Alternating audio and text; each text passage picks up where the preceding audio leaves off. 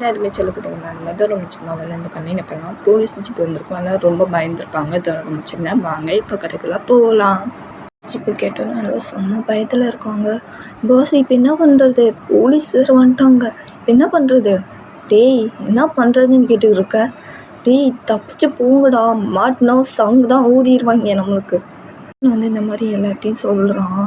எல்லோருக்கும் ரொம்ப பயமாக இருக்குது. சரி நாங்கள் தப்பிச்சு போகிறோம், நீங்களும் எப்படியாவது தப்பிச்சு, எங்களுக்கு தெரியும் நீங்கள் போங்க ஃபஸ்ட்டு அப்படின்னு சொல்லிட்டு ட்ராகன் எல்லாத்தையும் அனுப்பிச்சி வச்சிடுறான்.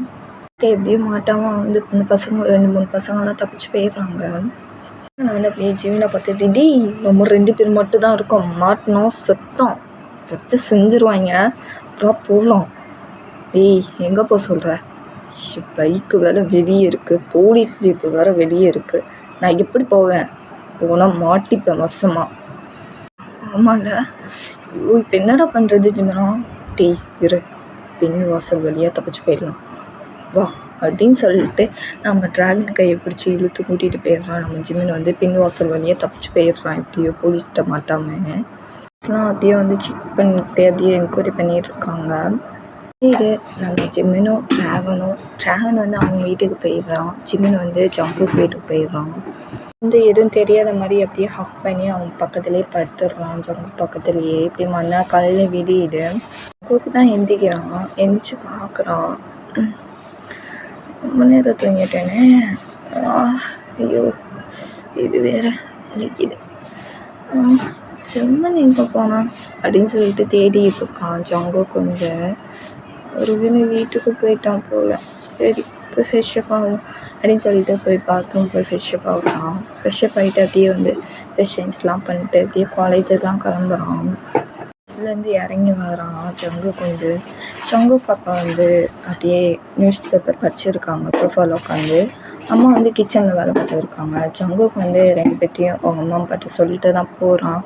அம்மா அப்பா போயிட்டு வர காலேஜுக்கு, சரிப்பா பார்த்து போயிட்டு வா, சரிடா பார்த்து போயிட்டு வந்தா டிஃபன் பாக்ஸ் அப்படின்னு சொல்லிட்டு அம்மா கொடுத்துட்டு அப்படியே அனுப்பிச்சி வச்சிடுறாங்க. அம்மா ஜங்குக்கும் கிளம்பி போயிடுறான் காலேஜுக்கு.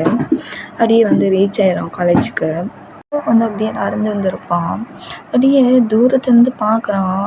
அப்படியே பார்த்தா எல்லாம் செம்ம கூட்டமாக நிற்கிறது. ஜங்குக்கும் ஒன்றுமே புரியல, ஏன் இவ்வளோ பேர் கூட்டமாக நிற்கிறாங்க, ஏன் இப்படி கிளாஸை விட்டு வெளியே இவ்வளோ கூட்டமாக நிற்கிறாங்க, போலீஸ் ஜீப்லாம் இங்கே வந்திருக்கு, ஒன்றுமே புரியல. அப்படியே கன்ஃபியூஷனாக நடந்து போய் அவனும் போய் நிற்கிறான்.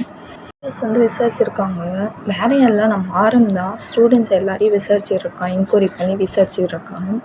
ஜிமின் ஜங்குக் நிற்கிறத பார்த்துட்டு டக்குன்னு ஜிமின் ஜங்குக் பக்கத்தில் நின்றுட்டு, என்னடா அது பெயினாக இருக்கா, நீ ஓகே தானே, அதெல்லாம் ஒன்றும் இல்லை, ஆமாம் எனக்கு ஒன்று புரியல, எதுக்கு போலீஸ் ஜீப்லாம் இங்கே வந்திருக்கு, அதுவும் எல்லாத்தையும் விசாரிச்சிருக்காங்க, என்கொயரி பண்ணி விசாரிச்சிருக்காங்க, என்ன தான் நடந்துச்சு ஒன்றுமே புரியல அப்படின்னு சொல்லிட்டு கன்ஃபியூஷனாக ஜிம்மின்கிட்ட இந்த மாதிரி சொல்கிறான். ஜங்குக் ஜிமின் பார்த்துட்டு, ஐயோ உனக்கு விஷயமே தெரியாதா, இங்கே ஒரு கொலை நடந்துச்சு அப்படின்னு சொல்லிட்டு ஜிமினை சொன்னோன்னே ஜங்குக்கா தூக்கி வாரி போடுது. என்னோட கொலையா, யார் கொலை பண்ணா, என்னடா சொல்கிற ஜிமினா, ஆமாம் நைட்டு சிவராத்திரி நைட்டில் கொலை நடந்துச்சு, அதுவும் நீ பேசுவியே ஒரு பொண்ணு கூட உன் மடியில் உட்காந்து கொஞ்சம் கொள்ளாதியே, அவள் தான் செத்து போயிட்டான் அப்படின்னு சொல்லிட்டு ஜிமின் இந்த மாதிரி சொன்னோன்னே ஜங்குக்கா ரொம்ப ஷாக்காக இருக்குது.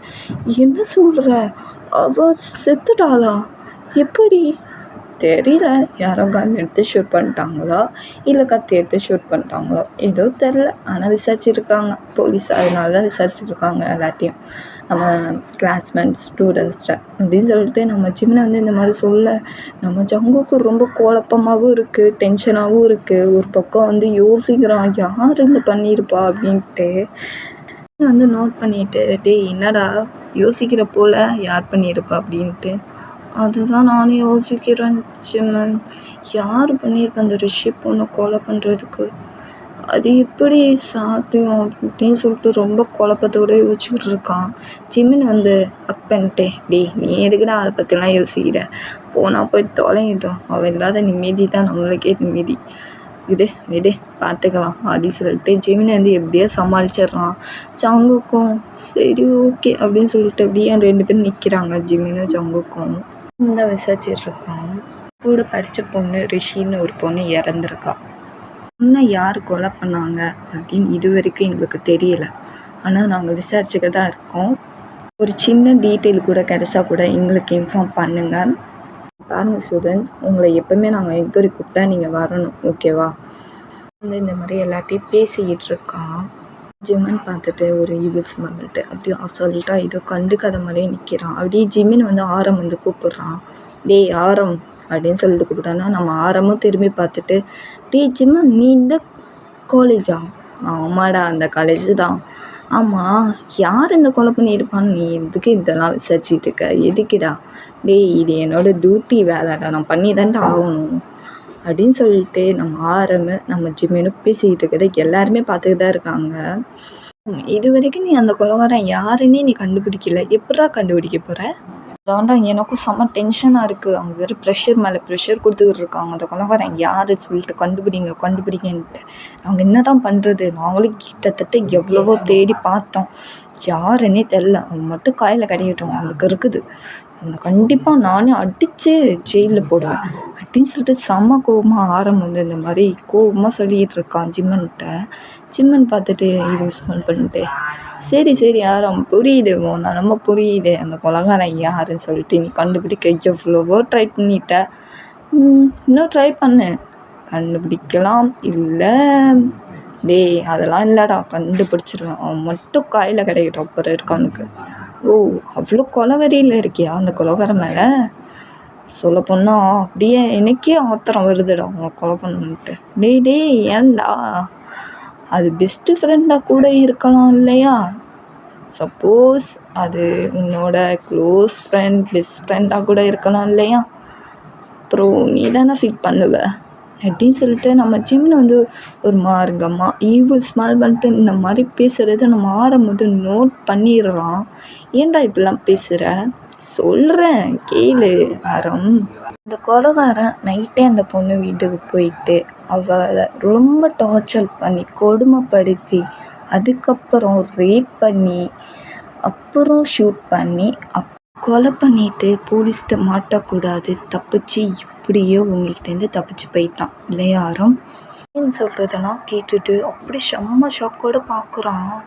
சாரம் பேசாரம் அப்படின்னு சொல்லிட்டு நம்ம ஜிம்மனை இந்த மாதிரி சொன்னானே நம்ம ஆரம் வந்து அப்படியே ஜிம்மனை பார்த்துட்டு டேய் அப்படியே நீரில் பார்த்த மாதிரியே பேசுறியடா, அப்போ உனக்கு எல்லாமே தெரியுமாடா ஜிம்மனா சொல்கிறா அப்படின்னு சொல்லிட்டு நம்ம ஆரம் வந்து கேட்டோன்னே நம்ம ஜிம்மன் வந்து ஈவில் ஸ்மெல் பண்ணிட்டு தெரியுமா வா தெரியுமே அந்த கொலைகாரனை யார்டா சொல்கிறா அப்படின்னு சொல்லிட்டு நம்ம ஆரம் வந்து கேட்டோன்னே நம்ம ஜிம்மன் வந்து அந்த கொலைகாரன் யாருன்னு உனக்கு தெரியணுமா ஆரம்? அந்த கொலைகாரன் முன்னாடி தான் நிற்கிறான் அப்படின்னு சொல்லிட்டு நம்ம ஜிம்னி வந்து சொன்னோன்னா நம்ம ஆரம்புக்கு ஒன்றுமே புரியல. என்னடா சொல்கிற? கன்ஃபியூஷன் பண்ணாதாடா, அப்படி உண்மை சொல்லு, உனக்கு தெரியும்ல சொல்லு. நான் ஒன்றும் கன்ஃபியூஷன்லாம் பண்ணல, உன் கொலைகாரன் முன்னாடி தான் நிற்கிறான். அந்த கொலை யார் பண்ணியிருப்பான்னு இப்போ சொல்கிறேன். நான் தான் பண்ணேன், அந்த பொண்ணை கொலை பண்ணது நான் தான், அந்த ரிஷி பொண்ணை அப்படின்னு சொல்லிட்டு நம்ம ஜிம்முன்னு வந்து ஈவில் ஸ்மெல் பண்ணிட்டு இந்த மாதிரி சொன்னோன்னே ஜங்குக்கு இதை கிட்டணும் அப்படியே ஜிம்முன்னு செம்ம ஷாக்கோட பார்க்குறான். அப்படியே வியடாக நிற்கிறான். அப்படியே நம்ம ஆரம்புக்கு இதை கேள்விப்பட்டோன்னு அப்படியே செம்ம ஷாக்கோட பார்த்துக்கிட்டு இருக்கான். என்னடா சொல்கிற? நீ தான் பண்ணியா ஜிம்முனா? ஏண்டா? ஏவா அவன் என்ன பண்ணா தெரியுமா? அதுக்கு தான் பதிலடி. அந்த ரிஷி பொண்ணை கொலை பண்ண அவன் என்ன பண்ண தெரியுமா? என் ஜங்குக் ஃபோட்டோ கேவலமாக டைப் பண்ணி எனக்கே ஏழை பற்றி கேவலமாக ரிசர்ச் பண்ணி எனக்கே லிங்க் அனுப்புகிறான். இப்போ எனக்கு எப்படி இருக்கும்? சும்மா விடுவேன் நினச்சியா? வீட்டுக்கு போனதும் நான் தான். பசங்களாம் டீன் பசங்களாம் கூட்டிகிட்டு போய் அவளை ரேப் பண்ண சொன்னதும் நான் தான். அவங்க ரேப் பண்ணாங்க, நான் கன் எடுத்து கோவத்தில் போட்டு தள்ளிட்டேன். கொலை பண்ணதும் நான் தான் எல்லாமே சொல்கிறோம் ஆரம்பிட்ட. இதை கேட்டோன்னு செம்ம ஷாக்காக ஆரம்புக்கு. ஜங்குக்கு இதை கேட்டோன்னு ரொம்ப ஷாக்காக இருக்குது.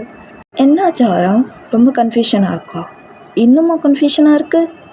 நீ ஒன்று யோசிச்சிருக்கணுமே. உன் ஜீப் வந்த விஷயம் எனக்கு நல்லா தெரியும். நீ தான் வருவ, நீ தான் என்கொயரி பண்ணுவ. நோட் பண்ணியிருக்கணும். கண்டிப்பாக என் பைக்கு வெளியே இருந்திருக்குமே. அந்த பைக்கு யார் இதுன்னு நீ கேட்டு விசாரிச்சியே. அந்த பைக்கு வேறு யாரும் இது இல்லை, என்னோட பைக்கு தான். டவுட்டெல்லாம் கிளியர் ஆகிடுச்சா? இதை கேட்டோன்னு செம்ம ஷாக்கு. அப்படியே வியர்டாக பார்த்துக்கிட்டு இருக்கோம் ஜிமினையே. என்ன ஆரம் ரொம்ப கன்ஃபியூஷனாக இருக்கா? ஸோ என்ன பண்ண போகிறோம் ஆரம்? கொலகாரன் யாருன்னு தான் தெரிஞ்சிருச்சே. என்ன என்கொயரி பண்ணி கேஸ் எடுக்க போறியா, இல்லை ஜெயிலில் பிடிச்சி தள்ள போறியா?